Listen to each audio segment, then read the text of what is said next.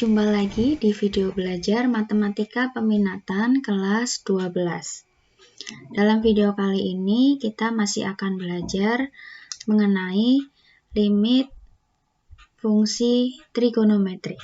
Lebih khususnya adalah tentang bagaimana cara menentukan nilai limit fungsi trigonometri untuk nilai X yang mendekati 0.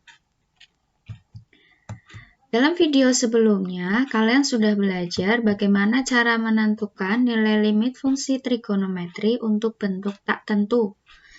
Bentuk tak tentu di sini adalah yang 0/0. Contoh soal yang terakhir kemarin adalah ini. Nilai dari limit 1 min sin X per cos kuadrat X untuk X mendekati pi/2.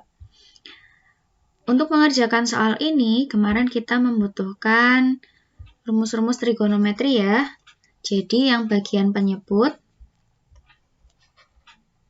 kita ubah menjadi 1 min sin kuadrat X. Nah, ini sudah saya jelaskan di video sebelumnya. Nah, untuk kali ini kita akan menentukan bagaimana cara menghitung limit 1 min cos 2X per X kalikan tan 2X yang X-nya mendekati 0. Ada beberapa rumus yang harus kalian ketahui. Yang pertama adalah rumus trigonometri tentunya. 1 plus tan kuadrat X sama dengan sekan kuadrat X, dan seterusnya sampai dengan rumus sudut ganda yaitu cos 2X. Selain itu juga ada rumus jumlah dan selisih trigonometri. Ada sin A ditambah sin B hasilnya 2 sin setengah A plus B kalikan cos setengah A min B dan seterusnya sampai cos A dikurangi cos B. Yang ini tentunya kalian sudah hafal ya. Nah, kemudian ada juga bentuk aljabar A kuadrat min B kuadrat sama dengan A dikurangi B kalikan A plus B, dan juga pemfaktoran bentuk aljabar lain seperti contohnya X kuadrat min X min 6. Nah, bentuk ini jika difaktorkan maka akan menjadi X min 3 dikalikan X plus 2. Oke, lanjut. Kita ke materi intinya, bagaimana cara menentukan nilai limit fungsi trigonometri untuk nilai X yang mendekati 0. Sebelum ke contoh soal, nah ini dia. Kita harus membuktikan harus menentukan berapakah nilai dari limit sin X per X untuk X mendekati 0 dan limit X per sin X untuk X yang mendekati 0. Caranya adalah sebagai berikut. Gambar berikut adalah sebuah lingkaran dengan pusat O. Ini pusatnya. Jari-jarinya 1, jadi panjangnya OA itu 1, OP itu 1. Dengan sudut AOP adalah X radian. Ini besarnya sudut adalah X. Jika X mendekati 0, jika X-nya semakin kecil mendekati 0, maka P akan mendekati titik A 1,0. Oke, jika X-nya mendekati 0, otomatis P-nya ini akan semakin turun dan dia mendekati titik A. Nah, di sini kita punya 3 buah bangun datar ya, berdasarkan gambar ini. Yang pertama adalah segitiga siku-siku OBP, siku-sikunya di B. Kemudian juring BOC, dan yang ketiga adalah juring AOP. Jika kita bandingkan luas ketiganya, maka akan diperoleh luas juring BOC itu yang paling kecil. Kemudian luas segitiga OBP ini lebih besar dari BOC, dan yang terbesar adalah luas juring AOP. Oke, kemudian kita coba hitung luas juring. Berarti besar sudut. Saya tuliskan di sini ya. Luas juring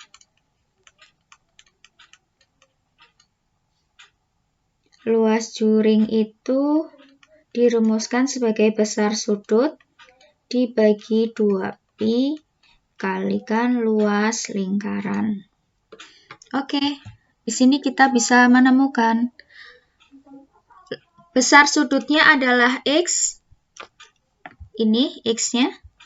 Kemudian per 2pi, luas lingkaran adalah pi kali R kuadrat. Di sini R-nya adalah OB.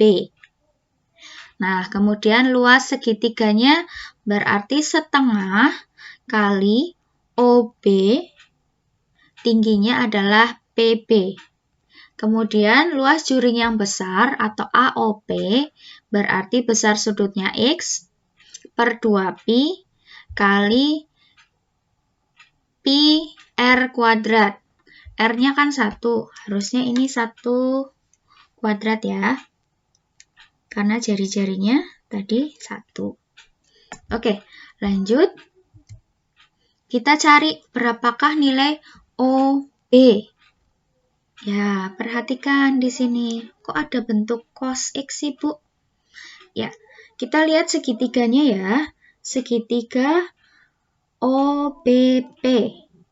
Ya, sisi depan sudutnya yang mana?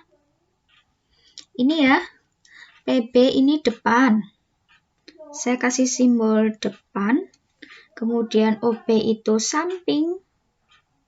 Dan OP itu miring. Miringnya adalah 1. Jadi boleh kita tuliskan, Ibu tulis di sebelah sini, cos X. Cos sami ya, sampingnya itu OB, miringnya itu OP. OP-nya di sini 1. Maka cos X itu sama dengan OB. Oleh karena itu, di sini OB kuadrat diganti dengan cos X kuadrat. Kemudian kita juga punya bentuk yang kedua, trigonometri yang kedua, sin X. Depannya adalah PB, miringnya itu 1. Jadi, sin X sama dengan PB. Nah, oleh karena itu di sini PB-nya diganti dengan sin X. Kemudian X per 2pi. Sama-sama punya pi, dicoret ya. Ini, maaf, pi yang di atas ini dicoret. Pi yang atas kita kanselasi ya. Ini ada pi di bawah, ini juga pi. Kemudian 1 kuadrat itu 1. Oleh karena itu di sini hasilnya X per 2. Kemudian yang depan ini, oh ya, kita terlewat. Kita punya pi juga. Kita coret juga. Maka hasilnya X per 2. OB-nya tadi diganti dengan cos X kuadrat. Kemudian kita sederhanakan. Nah, kok 2-nya hilang? Nah, dari sini kita punya langkah lain.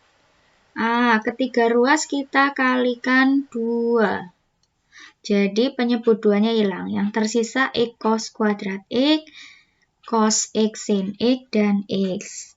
Langkah selanjutnya kita bagi dengan X atau dikalikan 1 per X. Nah, dari sini kita kalikan 1 per X. Maaf, kita kalikan 1 per cos X ya.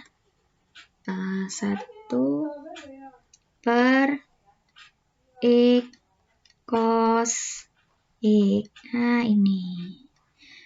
Kenapa?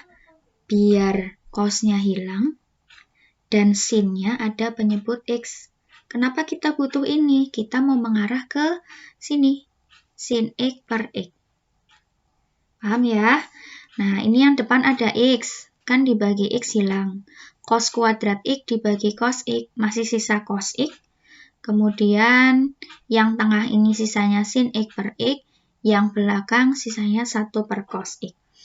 Langkah selanjutnya, kita cari limitnya. Untuk X mendekati 0. Nah, kalau bentuk cos kan tinggal disubstitusikan ya kemarin. Oke, yang depan kita substitusikan. cos 0, yang belakang juga 1 per cos 0. Cos 0 nilainya 1. Kurang dari sama dengan limit sin X per X mendekati 0 kurang dari sama dengan 1. Oke, oleh karena itu kita punya kesimpulan di sini. Nilai limit sin X per X untuk X mendekati 0 sama dengan 1.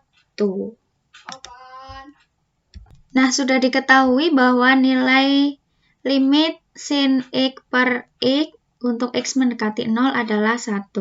Kemudian kita cari yang kedua, limit X per sin X untuk X mendekati 0. Perhatikan uraian berikut. Sebentar. Nah, uraiannya adalah sebagai berikut. Kita akan mencari nilai dari limit X per sin X untuk X yang mendekati 0. Yang pertama, perhatikan bahwa 1 dibagi sin X per X, ya, itu boleh dituliskan 1, tanda baginya boleh ditulis seperti ini ya, titik 2. Nah, kemudian pembagian pecahan itu sama dengan perkalian, tapi belakangnya dibalik. Jadi 1 dikali X per sin X. 1 dikalikan X per sin X sama dengan ya X per sin X.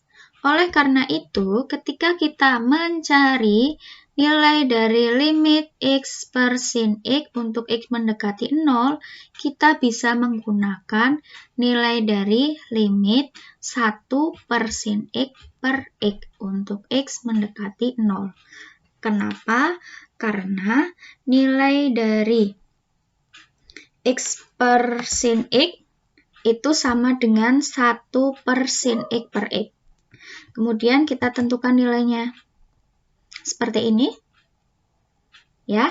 Jadi yang bagian pembilang kita kasih limit, yang bagian penyebut juga. Limit dari 1 itu nilainya 1, sedangkan limit sin X per X tadi kita sudah cari di slide sebelumnya nilainya 1.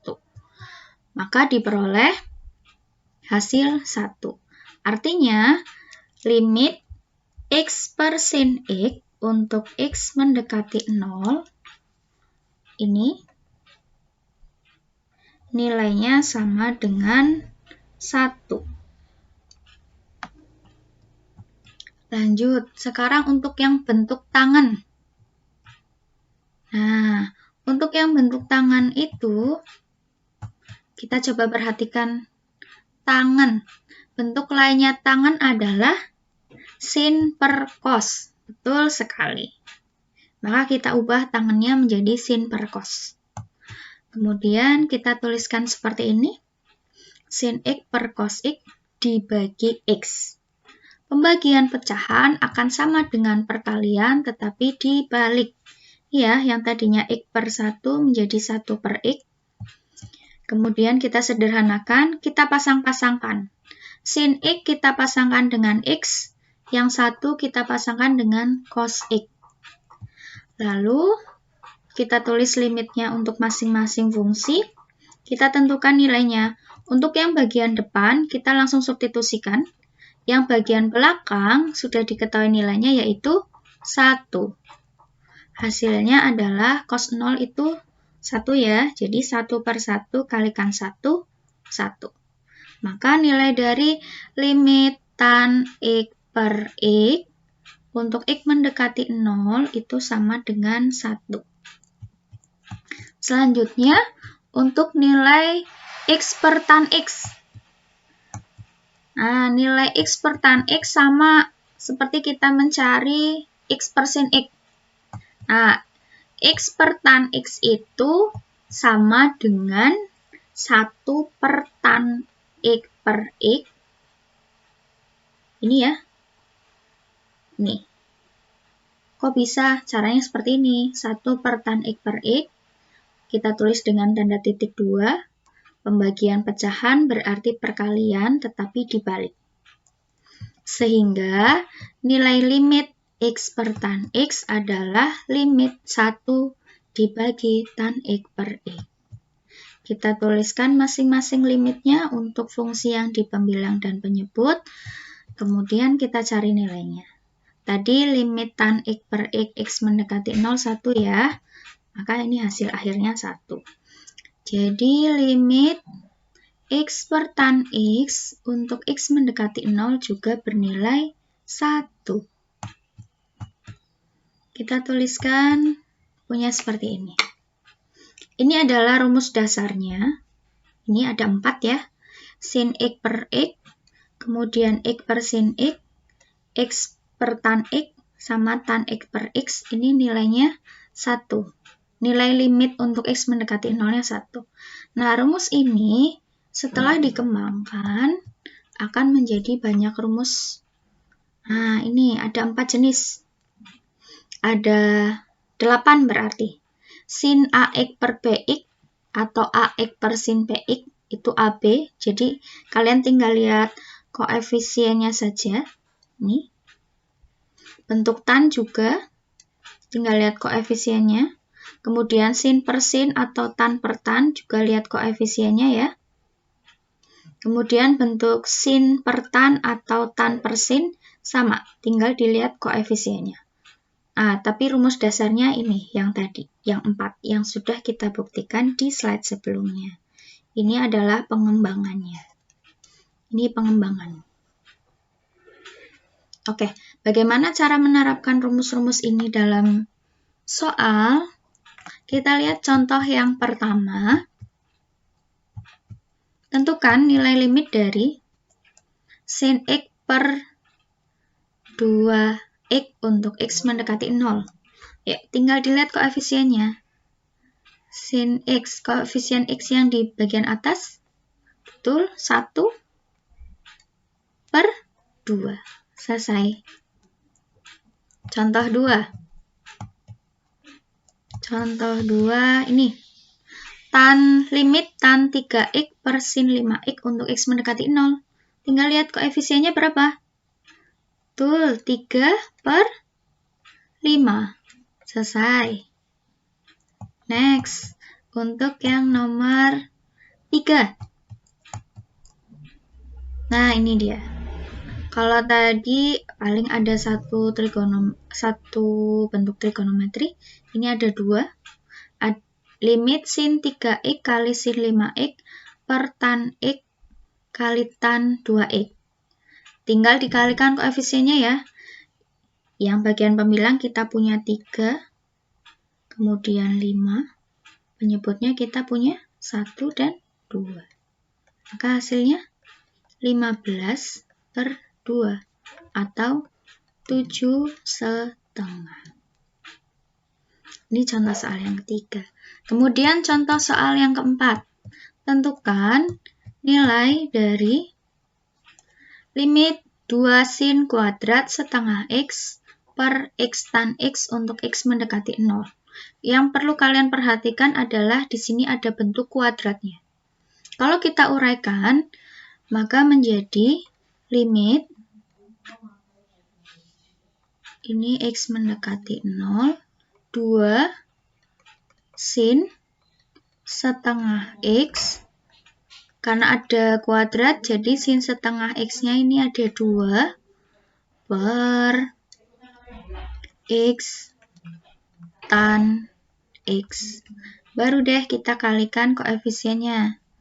Ini depan ada 2, kemudian ada setengah, belakangnya lagi ada setengah, kemudian di penyebut 1, 1. Ini boleh kita kanselasi ya. Maka hasilnya setengah dibagi 1. Setengah. Oke, ini contoh soal yang keempat. Next, kita coba lihat contoh soal berikutnya. Nah, ini dia yang tadi sudah dijelaskan di depan. Nilai atau sudah saya buat trigger di depan, nilai limit 1 min cos 2x per x tan 2x untuk x mendekati 0 adalah, yang perlu kita ubah adalah cos 2x-nya. Ya, cos 2x-nya kita ubah menjadi 1 min 2 sin kuadrat X. Sehingga kita peroleh sama dengan limit X mendekati 0, 1 dikurangi 1 min 2 sin kuadrat X per X tan 2X. Nah, yang biasanya terlewatkan adalah di bagian ini. Ya, jangan lupa diberi tanda kurung, karena di sini ada negatifnya. Kemudian kita coba buka kurungnya, maka diperoleh limit X mendekati 0, 1 min 1 plus 2 sin kuadrat X per X tan 2X. Kemudian kita sederhanakan limit X mendekati 0, 2 sin kuadrat X berarti sin X kalikan sin X dibagi X tan 2X. Oke, kita hitung 2, betul, koefisien sin X 1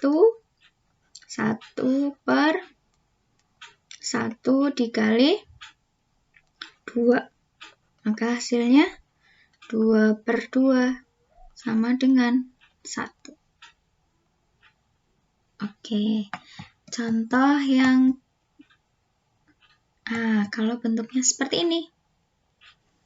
Kita perlu penjelasan lebih lanjut jika bentuk soalnya ada cos 2x min cos 6x. Bisa juga nanti bentuknya cosin 2x min sin 2x.